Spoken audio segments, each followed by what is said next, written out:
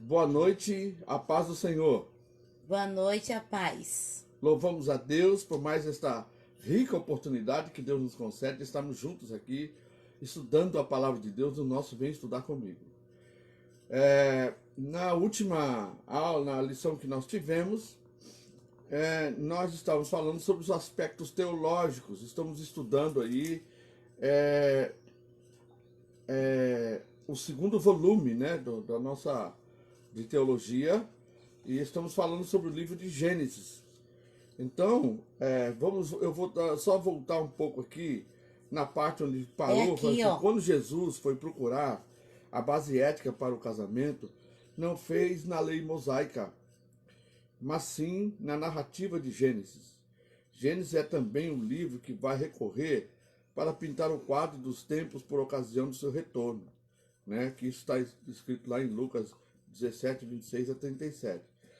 Dos 16 heróis da fé enumerados em Hebreus 11, pelo menos 8 são personagens do livro de Gênesis. O peso teológico do livro se torna ainda maior quando a questão das alianças é colocada em pauta. Muitos apontam Gênesis 12, 1 como início da nossa história da salvação. Vamos ler lá. Nós já lemos. Já? Mas lê de novo. Nós já lemos da outra vez. Lê de novo, para a gente poder rememorar a história. Não fala nada, coisa não. Não? Como não? Sai da tua terra, da tua parentela, é isso? É. Bom, O plano de Deus. o plano de Deus começa a ser executado quando ele faz uma aliança direta com Abraão, né? Quando ele faz essa aliança é porque está depois, né? Uma aliança direta com Abraão e seus descendentes como implicações salvíficas universal.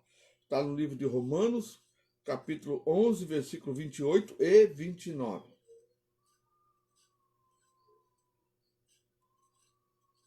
Romanos 11, capítulo 11, versículo 28 e 29. Muitos do povo de Israel agora são inimigos das boas novas, e isso beneficia vocês, gentios.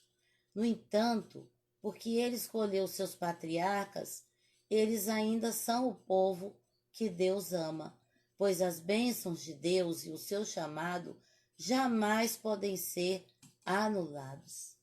Já pensou?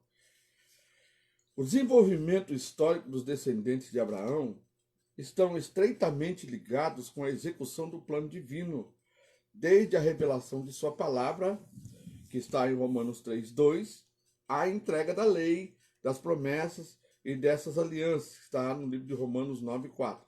Vamos ler primeiro Romanos 3:2. Sim, há muitos benefícios. Em primeiro lugar, aos judeus foi confiada toda a revelação de Deus. Agora a entrega da lei, das promessas e demais alianças, Romanos 9:4. Eles são o povo de Israel, escolhidos para serem filhos adotivos de Deus. Ele lhes revelou sua glória, fez uma aliança com eles e lhes deu sua lei e o privilégio de adorá-lo e receber suas promessas. Até o surgimento do Messias, que está lá. Está lá onde? Não está lá não. Não está não. Ok. Agora vamos aos aspectos tipológicos, né? Aspectos tipológicos. Também nesse aspecto, a riqueza de Gênesis se sobressai, apesar das grandes porções de Êxodo, de Levítico, ilustrarem verdades espirituais de formas tipológicas, ou seja, eles usam muito tipo de linguagem, né? Que é igual José tipifica Jesus, Isso. Moisés tipifica Jesus, tipo, né? Diversos personagens e situações encontradas no livro vão ter o seu cumprimento em Jesus, né? Eles têm o cumprimento em Jesus. Sim. E na vida revelada no Novo Testamento. Mesmo se tratando de personagens históricos, mas que viveram circunstâncias reais, essas pessoas e fatos ilustram verdades espirituais futuras, reveladas na morte, ressurreição e a ascensão de Cristo. Uma coisa que eu quero falar para vocês é o seguinte: o ser humano ele tem muita dificuldade de trazer todas essas coisas, esses conhecimentos históricos, tanto para a atualidade quanto também para a realidade. Todas as mensagens, tudo aquilo que ilustrou, falou eles eram personagens históricos, mas eles viveram situações reais, e as pessoas têm dificuldade de assimilar isso. Como se ele estivesse assistindo um filme, como se estivesse vendo uma ficção. Mas nós temos que saber que a vida tem seu tempo e suas gerações. Eles viveram nessas gerações e vivenciaram uma comunhão estreita com Deus. Hoje, somos nós, na nossa geração, também estamos vivenciando uma relação estreita com Deus. Isso é, estamos tendo a oportunidade de vivenciar isso. Porém, toda relação estreita ela é acompanhada com fé. E estamos vivendo um período em que a fé está se esvaindo, se esvaziando de muitas pessoas. A fé está esfriando no coração das pessoas. Elas são muito mais materialistas do que têm os olhos da fé. Eles querem ver aquilo aqui e agora. Eles querem ver o fast food. Eles querem ver a coisa rápida, o imediato. Quando, na realidade, a palavra de Deus ela fala para nós de uma promessa do mundo eterno. Não adianta a gente pensar que vai viver um mundo de Deus no mundo que vivemos hoje. Aqui nós vamos conquistar o nosso lugar na eternidade. Isso tem que ficar muito claro no nosso coração, na nossa mente, não é não? Amém. Alguns desses tipos foram reconhecidos pelos escritores do Novo Testamento. Outros, apesar de sua clara indicação tipológica, apontando para Jesus e o Evangelho, não são referidos diretamente. Podemos até dizer que este conteúdo seja inesgotável, porque novas compreensões são percebidas à medida que estudamos o livro. A começar por Adão, que se torna uma ilustração de Cristo, veja só que mostra que ele é um tipo, uma ilustração de Cristo, e que é chamado o segundo Adão. Então, por que está falando do segundo Adão? Porque o primeiro Adão é a origem de nós, pó mortais. E Jesus é a origem dos novos nascidos. É a origem. É a origem. É a origem dos novos nascidos, daqueles que nascem de novo, para herdar os céus. Ou seja, ele está falando de uma geração que vai herdar os céus. Ele está falando de mim e de você, que vamos herdar os céus. Então, e Jesus é o primeiro deles.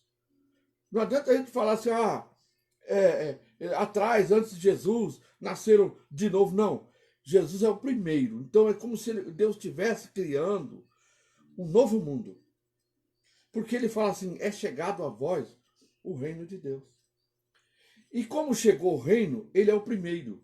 Assim como Deus, Adão e Eva procriaram e encheram o mundo, Jesus, através do seu corpo, do seu sangue e da sua união com a igreja, ele também vai gerando vidas para o reino de Deus, para a eternidade.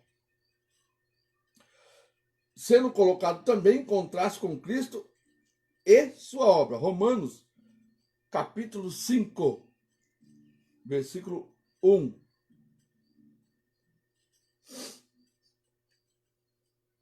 Portanto, uma vez que pela fé fomos declarados justos, temos paz com Deus, por causa daquilo que Jesus Cristo, nosso Senhor, fez por nós. Romanos capítulo 15, Coríntios capítulo 15, 1 Coríntios.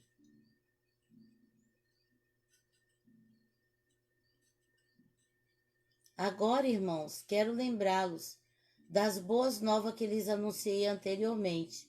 Vocês as receberam e nelas permanecem firmes. São essas boas novas que os salvam. Se continuarem a crer na mensagem como lhes anunciei. Do contrário, sua fé é inútil. Então a fé é algo que permanece, né? Não adianta hoje você tem fé, amanhã não tem. Tem que continuar crendo. Eu lhes transmiti o que era mais Porque a fé não importante. é sentimental. O Não, sentimento passa. é É posicional. posicional. É, tá certo. É posição, Posição. é convicção.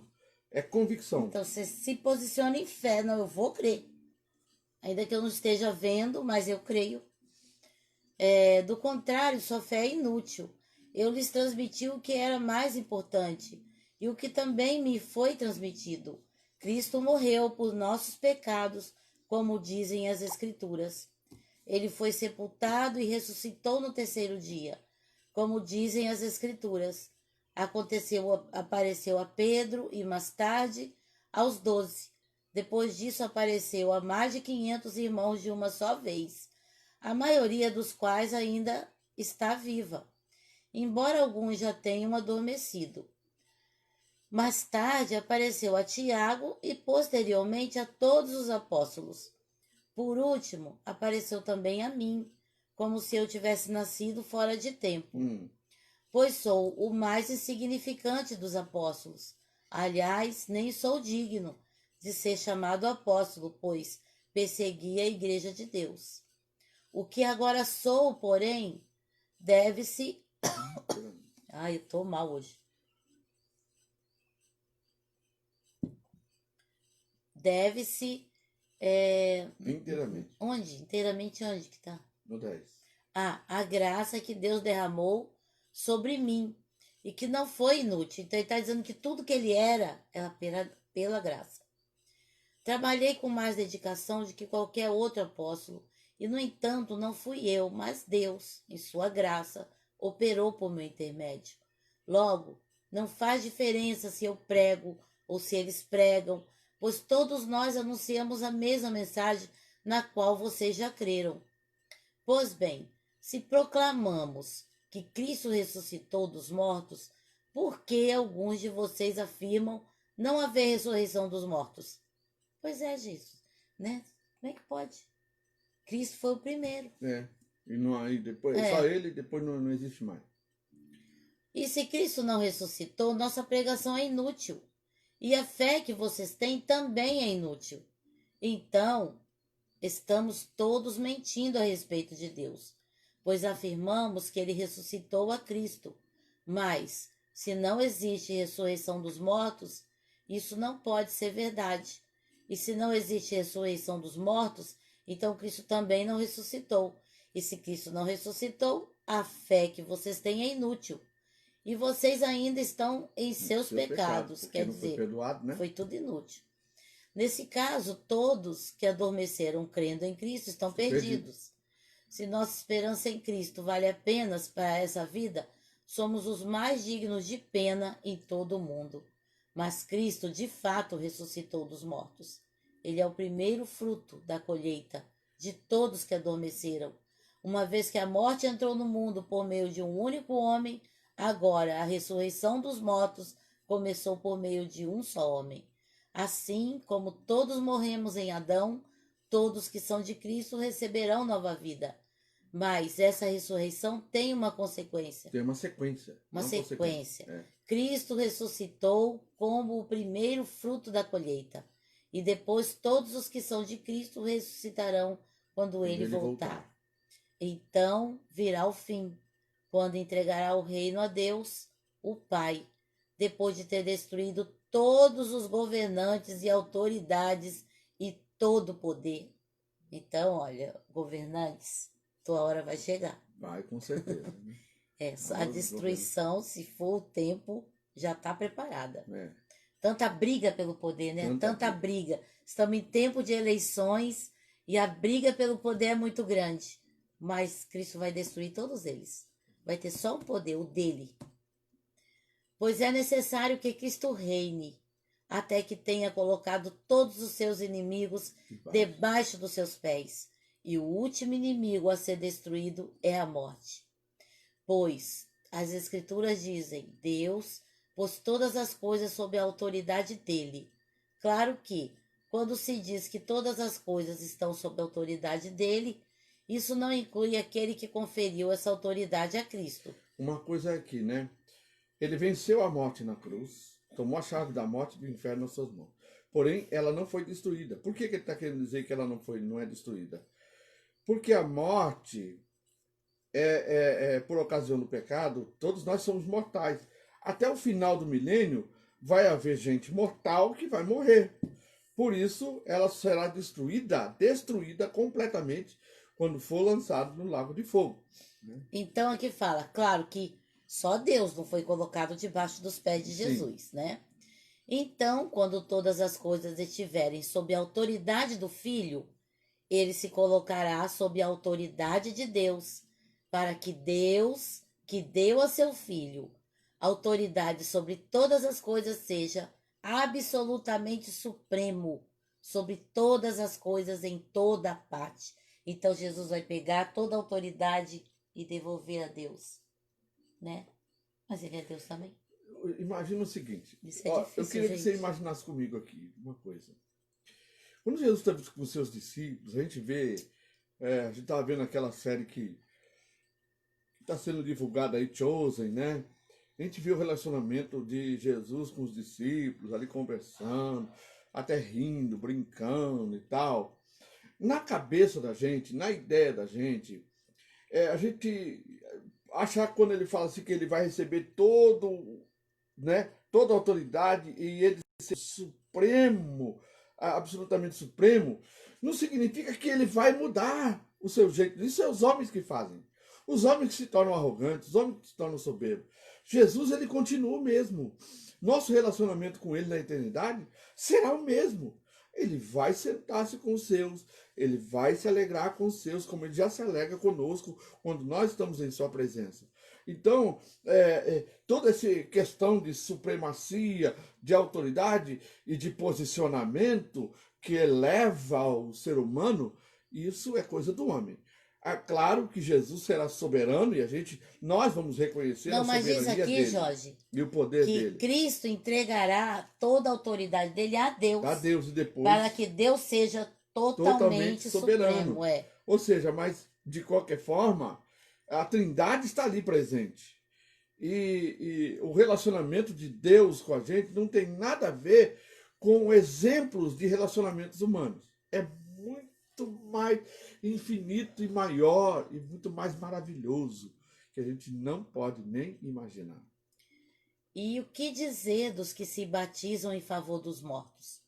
Se os mortos não ressuscitam, como dizem eles, por que se batizam em favor dos que já morreram? E nós, por que arriscamos a vida o tempo todo? Pois eu afirmo, irmãos, que enfrento a morte diariamente, assim como afirmo o meu orgulho daquilo que Cristo Jesus nosso Senhor fez em vocês. E se não haverá ressurreição dos mortos, de que me adiantou ter lutado contra feras, isto é, aquela gente de Éfeso? Se não há ressurreição, comamos e bebamos, porque amanhã morreremos. E acabou, não se deixe enganar pelos que dizem essas coisas, pois as más companhias corrompem o bom caráter. Pense bem o que é certo e parem de pecar. Pois, para sua vergonha, eu lhes digo que alguns de vocês não têm o menor conhecimento de Deus. Deixa eu falar uma coisa para vocês que aconteceu comigo hoje. Eu peguei umas passageiras hoje e eu estava falando como é que você veio para cá? E eu disse assim, Deus me trouxe para cá. Eu creio em Deus, né? A gente tem que ter realmente fé e tal, porque Deus tem que estar presente na nossa vida. E eu virei para elas e disse assim, bom, é claro que a gente tem que viver como Ele. A gente tem que ser santo como Ele. Sim, é verdade isso, mas para ser santo como Ele, a gente tem que abandonar o pecado. A gente tem que deixar o pecado. Aí a mulher virou e falou assim,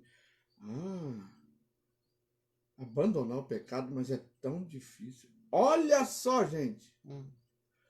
Olha, então muitos querem ir para o céu, mas não querem abandonar o pecado por causa do prazer que o pecado lhe proporciona. Porque na realidade é o prazer que o pecado proporciona. Sim. Então eu fiquei tão triste com isso, com essa declaração, porque tudo bem, eu quero, a gente tem que ter Deus, Eu falei então de se relacionar com o Senhor e ser como Ele, santo. Aí até aí ela, também somos santos, né? Mas tem que abandonar o pecado. O que é santo Aí, para ela, então? tem que abandonar o pecado. Aí ela, Hum, abandonar o pecado, isso é tão difícil. hum. Sem Deus é impossível, Impossível. porque é por Ele, né? É com Ele, através dele. Mas é a escolha, né? A escolha que as pessoas fazem. Porque eu e você nascemos com uma única coisa que pode nos impedir pode nos levar para o céu ou pode nos impedir de entrar no céu. É a nossa escolha. Eu e você temos o poder de viver ou morrer. Eu escolho. Eu escolho a vida ou eu escolho a morte. Alguém pode perguntar: como os mortos ressuscitarão? Que tipo de corpo terão? Que perguntas tolas! A semente só cresce e se transforma em planta depois que morre. E aquilo que se coloca no solo não é planta, não é a planta que crescerá, mas apenas uma semente de trigo ou de alguma outra planta. Então Deus lhe dá o novo corpo como ele quer. Um tipo diferente de planta cresce de cada tipo de semente. Da mesma forma, há tipos diferentes de carne, um tipo para os seres humanos, outro para os animais, outro para as aves e outro para os peixes. Também há corpos celestes, corpos terrestres.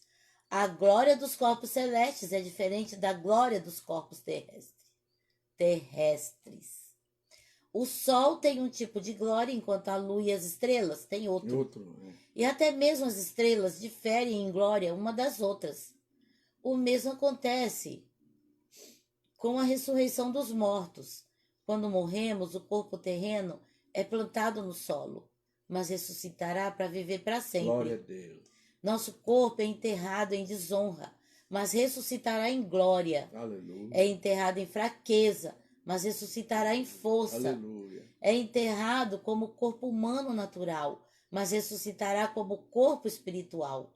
Pois, assim como há corpos naturais, também há corpos espirituais. Deixa eu falar uma outra coisa aqui, para você prestar atenção. Ele está falando que quando se fala em espírito, se fala numa sombra, né? As pessoas têm ideia de uma sombra, mas ele fala de corpo.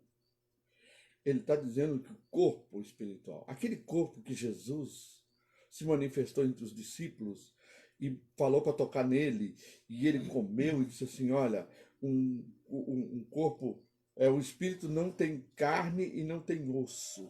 Ele está dizendo que esse corpo espiritual é um corpo que tem carne e que tem osso. É um corpo. Agora, eu e você não sabemos como ele é, né? Não sabemos. A gente tem uma ideia, né? O primeiro homem foi feito do pó da terra, enquanto o segundo homem veio do céu. Os que são da terra são como o homem terreno, e os que são do céu são como o homem celestial. Da mesma forma que agora somos como o homem terreno, algum dia seremos como o homem celestial. Estou dizendo, irmãos, que nosso corpo físico não pode herdar o reino de Deus. Este corpo mortal não pode herdar aquilo que durará para sempre. Mas eu lhes revelarei um segredo maravilhoso. Nem todos dormiremos, mas todos seremos transformados. Acontecerá num instante, Aleluia. num piscar de olhos, ao som da última trombeta. Pois quando a última trombeta soar, aqueles que morreram ressuscitarão. Oh, aleluia! Glória a Deus! O Lu, hein? O Lutigar vai ressuscitar, viu, Márcia? Meu pai, minha mãe, assim Isso, vai. minha mãe, meu pai. Oh, glória a Deus. Todos aqueles que partiram antes de nós. Faz tanta falta, né? Já pra estão nós. herdando nos céus. Eles fazem muita falta, mas eles já estão. E a alegria do nosso coração é de saber o lugar onde eles estão. Porque já imaginou você não saber o lugar onde estão os seus amados? Então vamos lá.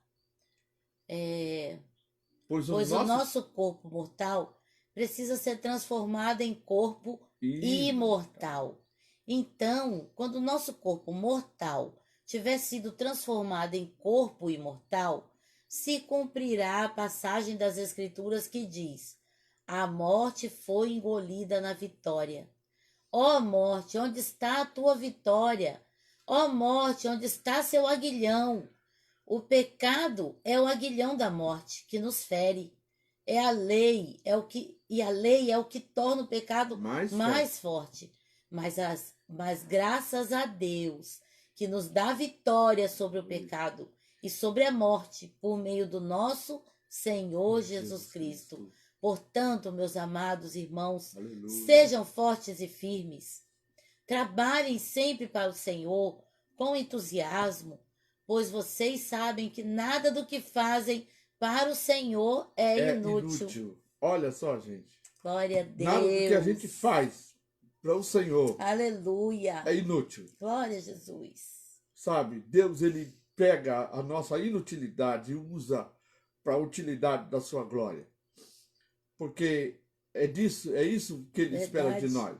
Que a gente sirva o seu propósito. Glória a Deus, é demais. A palavra de Deus, ela enche o nosso coração. A gente tem vontade de sair correndo pro céu, sabe? Oh, glória a Deus, que coisa maravilhosa. Glória a Jesus. Que palavra maravilhosa, que esperança, gente. Que esperança, né? Aleluia. Temos Noé e a arca como apresentando a salvação de Deus na atual dispensação da graça. 1 Pedro. Mas aqui não diz, né? Para ler não, né? Não. É 1 Pedro todo? Não, mas não diz, né? Muita... Temos Melquisedeque, um personagem que só aparece em uma curta narrativa e cujo significado espiritual é de uma profundidade ímpar, tornando-se tema central da epístola aos Hebreus. Veja só que coisa, que diz lá no livro de Gênesis 14, onde fala sobre Melquisedeque. Salmo 110 fala sobre Melquisedeque, mas vamos ver lá no livro de Hebreus, capítulo 4, versículo 8.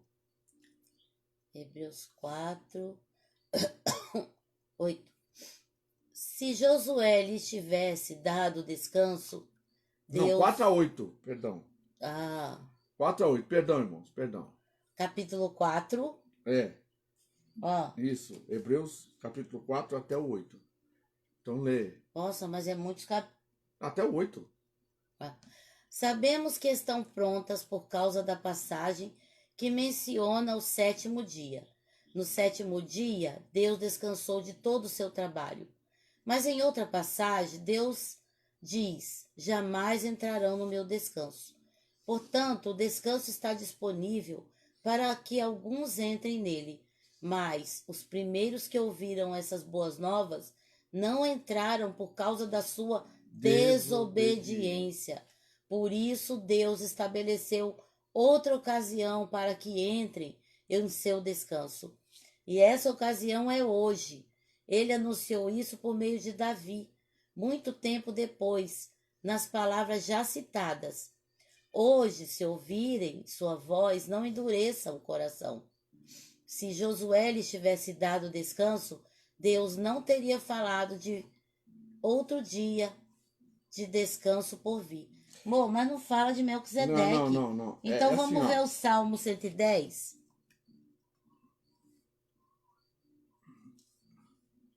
Salmo 110. O que tem? Vamos ver se fala de Melquisedeque, Não, mas não é só Melquisedeque. Aqui ele está falando sobre a profundidade, o que torna central representando a salvação de Deus na atual dispensação da graça. Esse é o tema central. Entendi. Entendeu? Aí, o Senhor disse ao meu Senhor: sente-se no lugar de honra à minha direita, até que eu humilhe seus inimigos e os ponha debaixo dos seus pés. Ele está falando o quê? Da salvação de Deus na atual dispensação da graça. E falou assim: o Senhor jurou e não voltará atrás. Você é sacerdote para sempre, segundo a ordem de Melquisedeque. Glória a Deus. Temos Ismael e Agar simbolizando a antiga aliança em contraste com a nova aliança em Gênesis 16, 21.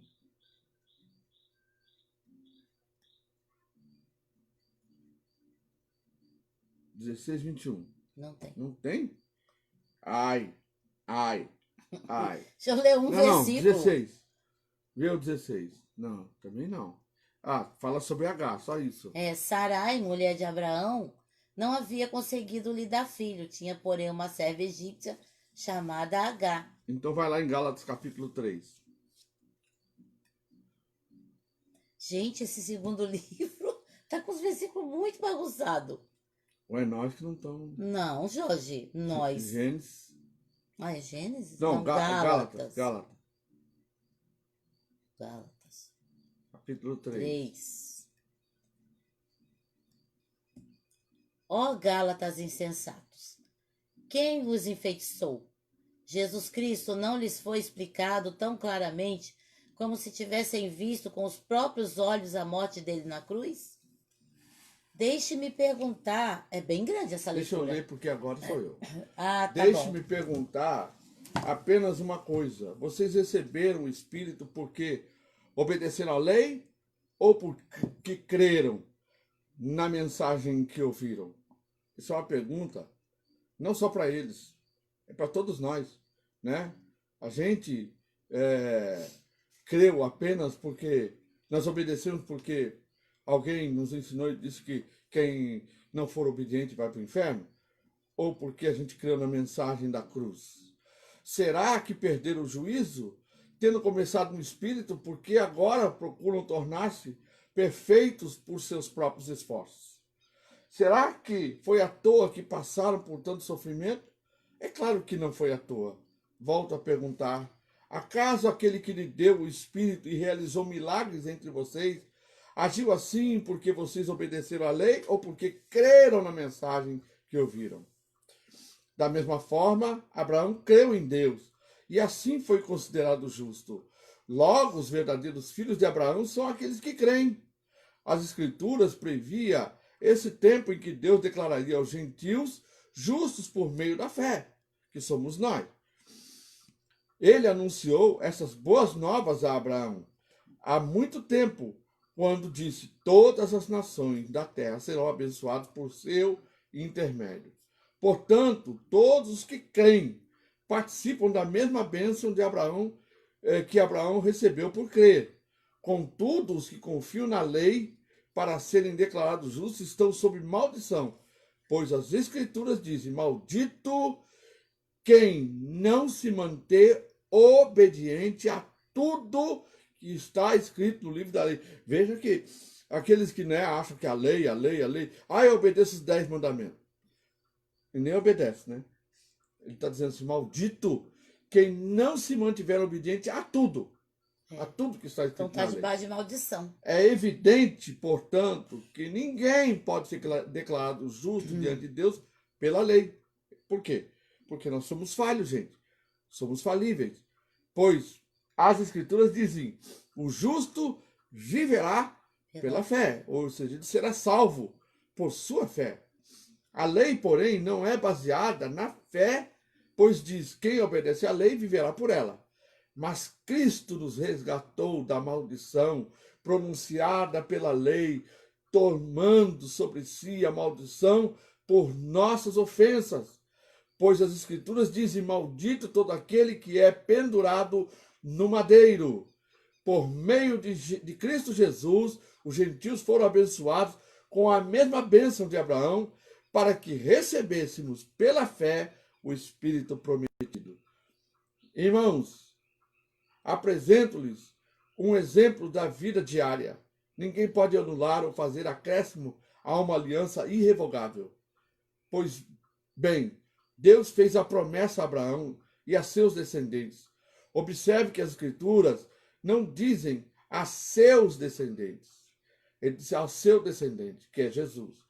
E aí elas não dizem aos seus descendentes, como se fosse uma referência a muitos, mas sim a seu descendente, isto é, Cristo.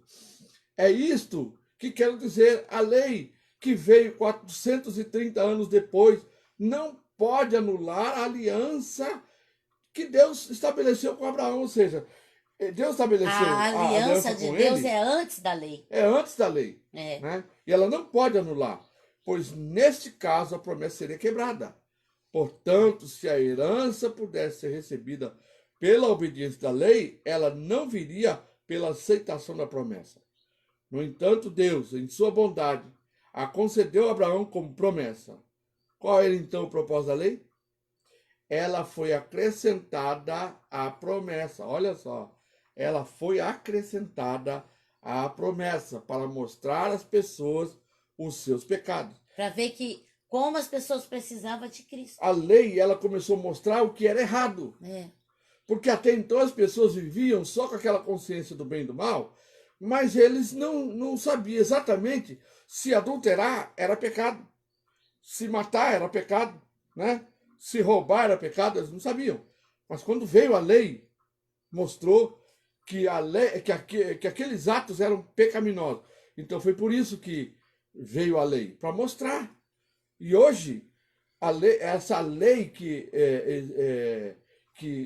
a graça, por exemplo, que mostra que a nossa salvação é pela fé naquilo que Jesus ensinou, sendo o exemplo do Senhor e nascendo de novo, abandonando a vida de pecado. Por isso que a gente agora é salvo pela fé em Cristo. Pela fé. O mediador. Não, peraí. Não. Por Mas qual... a lei deveria durar apenas até a vinda do descendente prometido. Por meio de anjos, a lei foi entregue a um mediador. A lei toda foi entregue a Jesus. E ele cumpriu toda a lei. Ele foi o único que cumpriu toda a lei. Já pensou? Toda. Não, vai, continua lendo. O mediador, porém, só é necessário quando dois ou mais precisam chegar a um acordo. E só Deus, e Deus é um só. Existe, portanto, algum conflito entre a lei e as promessas de Deus? De maneira nenhuma. Se a lei fosse capaz de nos conceder nova vida, seríamos declarados justos pela obediência a ela. Mas as Escrituras afirmam que somos todos prisioneiros do pecado. Do pecado. De modo que nós, os que cremos, recebemos a promessa de libertação apenas pela fé em Jesus Cristo. Antes que o caminho da fé se tornasse disponível, fomos colocados sob custódia da lei e mantidos sob sua guarda até que essa fé fosse revelada. Em outras palavras, a lei foi nosso guardião até a vinda de Cristo. Ela nos protegeu até que, por meio da fé, pudéssemos ser declarados justos. Novamente, eu vou dizer aqui, porque a lei ela foi nosso guardião. Porque as pessoas começaram a conhecer o que era errado, o que era pecado pela lei. Agora que veio o caminho da fé, não precisamos mais da lei como guardião. Pois todos vocês são filhos de Deus por meio da fé em Cristo Jesus. Todos que foram unidos com Cristo no batismo se revestiram de Cristo. Não há mais judeu, nem gentil, nem escravo, nem livre, homem nem mulher, pois todos vocês são um em Cristo Jesus. E agora que pertencem a Cristo, são verdadeiros filhos de Abraão, herdeiros dele, segundo a promessa de Deus. Amém. Então aqui a gente está falando de tipologia, né? Dos tipos, né? E aí ele continua falando. Temos Abraão sacrificando seu filho Isaque, um claro tipo de pai sacrificando seu filho, que, né, tipifica Deus o Pai sacrificando Jesus, que o escritor de Hebreus consegue relacionar tão magistralmente. Gênesis 22, tá lá, né, o sacrifício. Você pode ler lá depois. Temos Isaque como noivo, aguardando ansioso o momento de encontrar a noiva que está sendo preparada. Está em Gênesis 26 e 2 Coríntios 11, 2, Jorge. E temos também José rejeitado pelos seus irmãos, que em figura o lançam na cova e futuramente o reencontram, que é como se fosse Israel rejeitando Jesus. Pois o cuidado que tenho com vocês vem do próprio Deus. Eu os prometi como uma noiva pura a um único marido, Cristo. Tá vendo? Então, e também de José rejeitado, que eu falei, né? Uhum. Que futuramente o reencontra, que é o povo de Israel se reencontrar com Cristo. Essas são apenas algumas notas sobre o valor tipológico desse primeiro livro da Bíblia. Os detalhes são de uma riqueza espiritual enorme, a tal ponto que fica difícil compreender certas colocações do Novo Testamento sem uma leitura atenta do livro de Gênesis. É possível perceber que todas essas situações que apontam para valores espirituais futuros não são fruto de mentes criativas capazes de encontrar similaridades nos textos bíblicos. Foram colocadas por Deus no intuito de gravar a sua verdade para a humanidade desde esta obra inicial. Agora, aspectos apologéticos. Gente, esse módulo 2, vocês podem perceber o quanto nós estamos lendo a palavra de Deus, né? É. Isso é muito importante. Embora muitos tenham buscado negar o sentido literal dos capítulos iniciais de Gênesis, nós vemos que tanto Jesus como os apóstolos colocam todas as narrativas como verdadeiros acontecimentos e não como mera representação ou simbolismo. A teologia modernista, influenciada pelo cientismo do século XIX, tentou reinterpretar ou mesmo ignorar completamente muitas narrativas do livro, pois julgavam que estariam em desacordo com o conhecimento científico. Mas ele permanece como um livro fundamental para o entendimento de toda a teologia. Uma má interpretação pode alterar drasticamente os fundamentos da fé cristã e por isso não deve ser tratado com negligência. Os capítulos 1 a 3 principalmente requerem uma forte análise apologética, visto que muitas seitas e movimentos heréticos fazem interpretações e inferências distorcidas dessas passagens. Entre essas distorções, podemos citar a tradução do Gênesis 1, 2, na tradução do Novo Mundo, a Bíblia das Testemunhas de Jeová, referindo-se ao Espírito Santo como força ativa de Deus. Nossa. Os ufólatras interpretam o nome de Deus, Elohim, como se referindo aos extraterrestres. Devido à pluralidade por ele expressada, os mormons veem na imagem e semelhança uma referência ao aspecto físico de Deus. Os adventistas usam o descanso de Deus no sétimo dia como argumento para a guarda do sábado. Outros grupos interpretam o primeiro pecado como conhecimento sexual, nada a ver, né? E a serpente como sendo o órgão sexual masculino. Que isso, gente? Ai, gente, desculpa, mas é demais. Oh, meu pai, nunca tinha ouvido essa, amor. Tá vendo? E a serpente... Não, os mormons.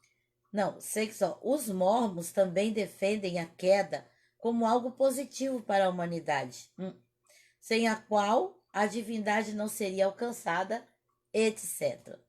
Pelo fato deste texto ser um dos mais expressivos e conhecidos da literatura universal sobre a origem do homem, sofre ataques e interpretações erradas diversas. O trabalho apologético em torno destes capítulos não tem fim, uma vez que estarão na base do desenvolvimento da doutrina da salvação. Amém. Vocês veem que coisas, né?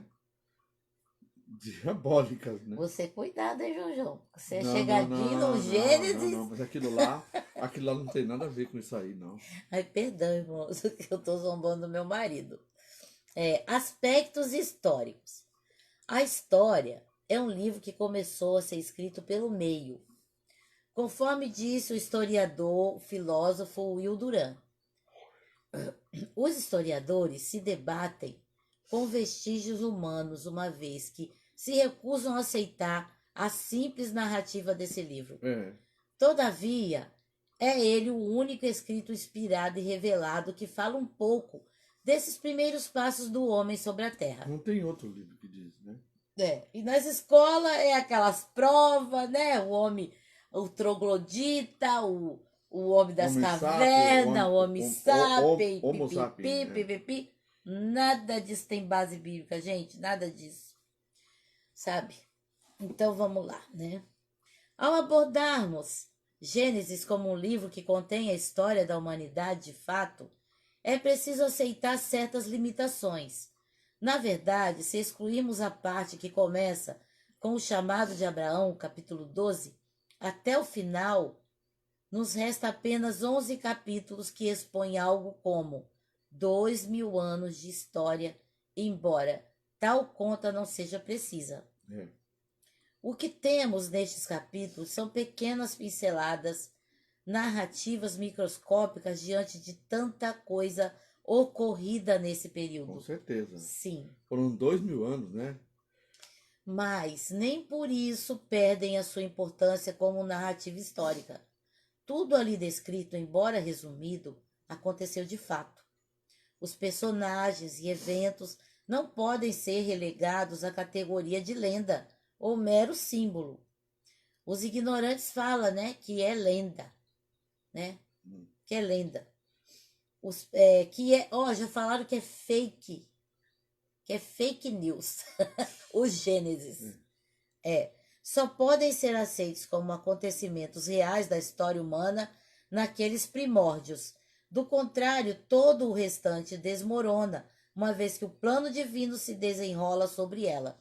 Eu creio que Deus mostrou ali em Gênesis o que era importante para a nossa salvação, né? Deus não está preocupado em mostrar história para nós. Deus está preocupado em mostrar o plano da salvação para nós. Porque ali em Gênesis ele promete Jesus. Adão, por exemplo, foi uma pessoa real que, juntamente com sua esposa, Eva, deu origem a toda a raça humana. Paulo confirmou isso diante dos filósofos gregos no Areópago de Atenas, dizendo: e de uma só fez todas as raças dos homens, para habitarem sobre toda a face da terra. Isso está em Atos 17, 26. Enoque foi identificado como o sétimo depois de Adão. Judas 14.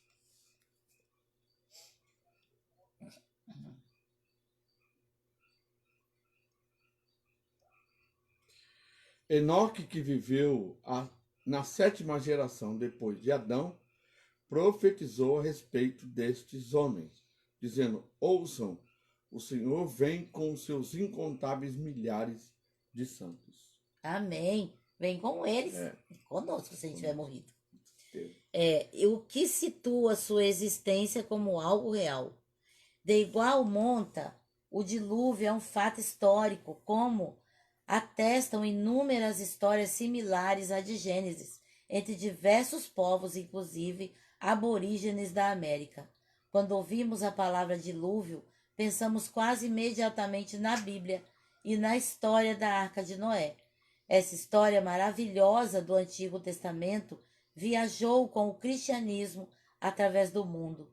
Nos povos de todas as raças existem diferentes tradições de uma inundação imensa e catastrófica. Os gregos contavam a lenda do dilúvio de Deucalião.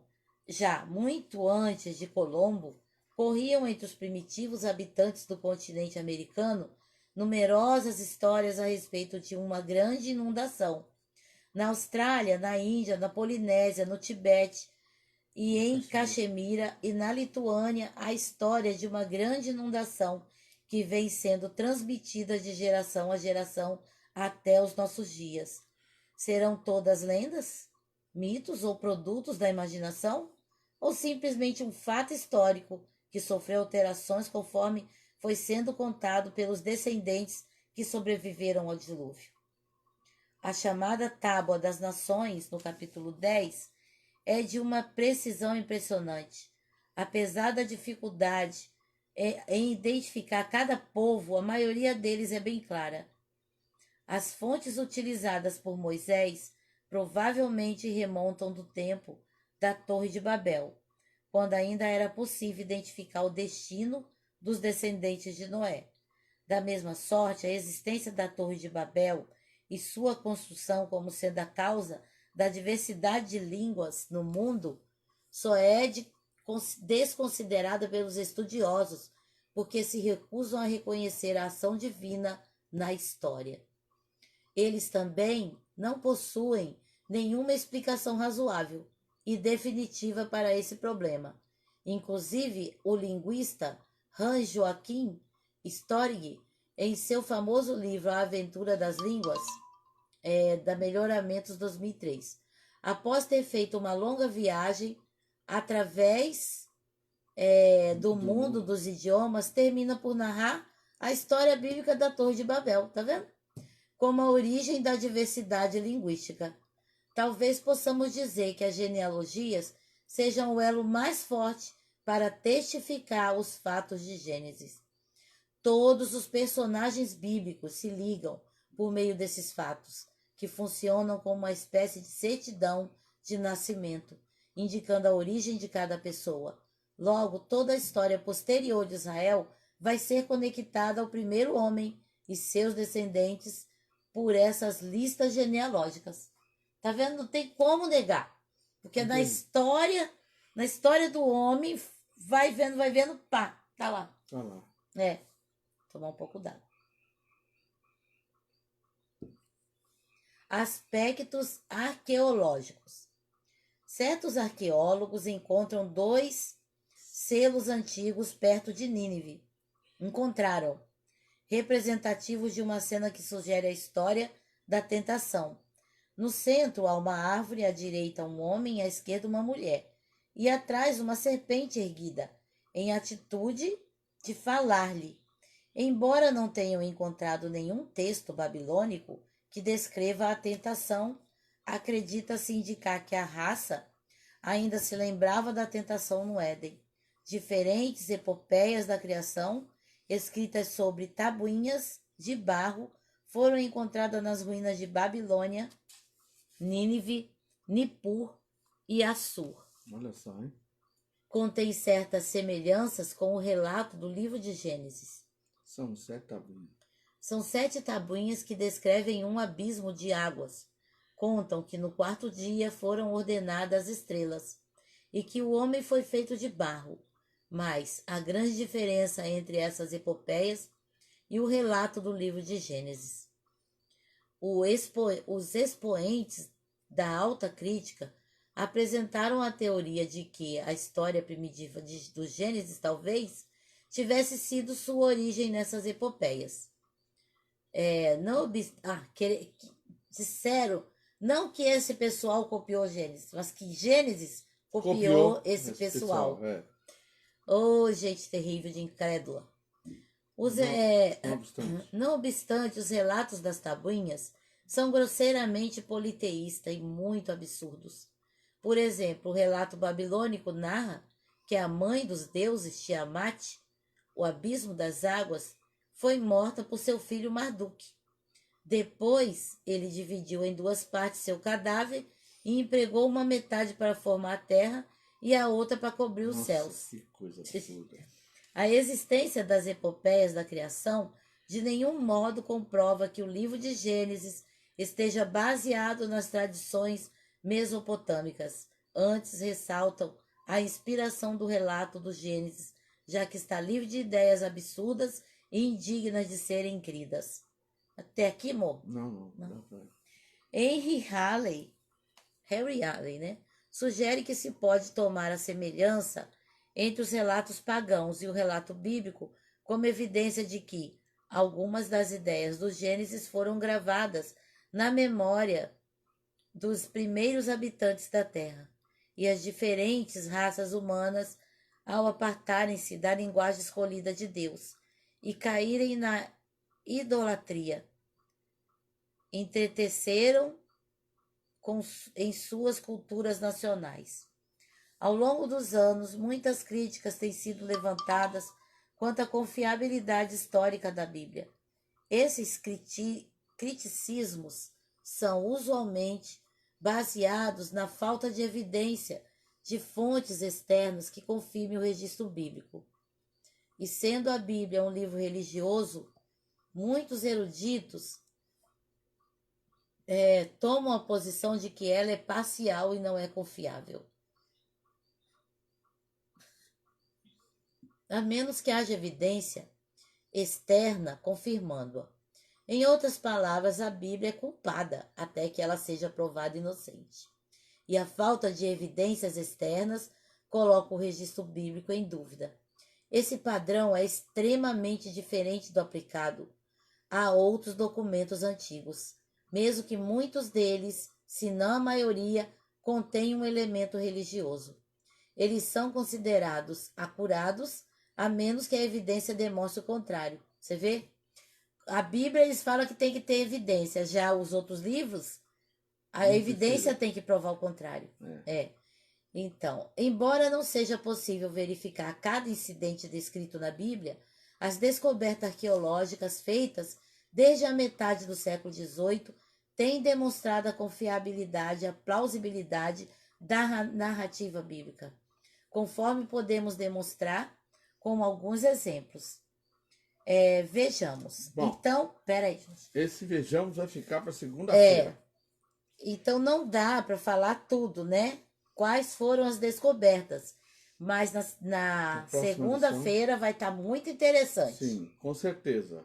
E queremos que você esteja aqui presente conosco para ver a continuidade disso, que é muito importante para o nosso conhecimento, até mesmo desses relatos históricos. Sim. Precisamos conhecer a Deus.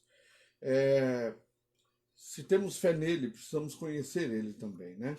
Bom, gente, eu queria dizer o seguinte: nós vamos dar uma pausa no nosso Vem Estudar Comigo depois do dia 9 de dezembro e vamos retornar na primeira semana de janeiro. Isso por ocasião do período de festas, enfim, aquela correria toda que o pessoal tem, e dificilmente eles vão ter um tempo para realmente prestar atenção e se dedicarem. Nós queremos que haja uma dedicação, porque na dedicação a gente assimila bem o aprendizado. Precisamos conhecer, estarmos prontos e preparados para a volta do Senhor. Louvamos a Deus por sua presença aqui conosco.